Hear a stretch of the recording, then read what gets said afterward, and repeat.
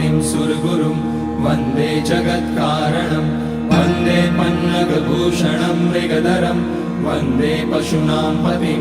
वन्दे सूर्यशशाङ्कवलिनयनं वन्दे मुकुन्दप्रियं वन्दे भक्तजनाश्रयं च वरदं वन्दे शिवं शङ्करम् ॐ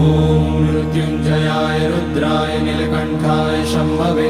अमृतेशाय शर्वाय महादेवाय ते नमः। नमस्तेऽस्तु भगवन् विश्वेश्वराय महादेवाय त्र्यम्बकाय त्रिपुरान्तकाय त्रिकाग्निकालाय कालाग्निरुद्राय नीलकण्ठाय मृत्युञ्जयाय सर्वेश्वराय सदाशिवाय श्रीमान् महादेवाय नमः। ॐ नमः शम्भवाय च मयोभवाय च नमः शङ्कराय च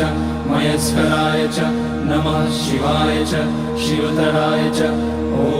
त्र्यम्बकं यजामहे सुगन्धिं पुष्टिवर्धनम् उर्वारुकमिव बन्धनान् मृत्योर्मुक्ष्यमामृतात् नागेन्द्रहाराय त्रिलोचनाय भस्माकराय महेश्वराय नित्याय शुद्धाय दिगम्बराय तस्मै नकाराय नमः शिवाय मन्दाकिनी सलिलचन्दनचर्चिताय नन्दीश्वर प्रमथनाथ महेश्वराय मन्दार पुष्य बहुपुष्य सुपूजिताय तस्मै मकाराय नमः शिवाय शिवाय गौरी वदनाब्जवृन्द सूर्याय दक्षाध्वरनाशकाय श्रीनीलकण्ठाय वृषध्वजाय तस्मै शिकाराय नमः शिवाय वसिष्ठकुम्भोद्भगौतमार्य मुनीन्द्रदेवार्चितशेखराय चन्द्रार्कवैश्वानरलोचनाय तस्मै वकाराय नमः शिवाय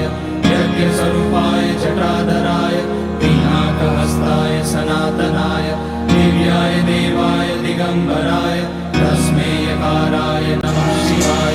पंचाक्षरं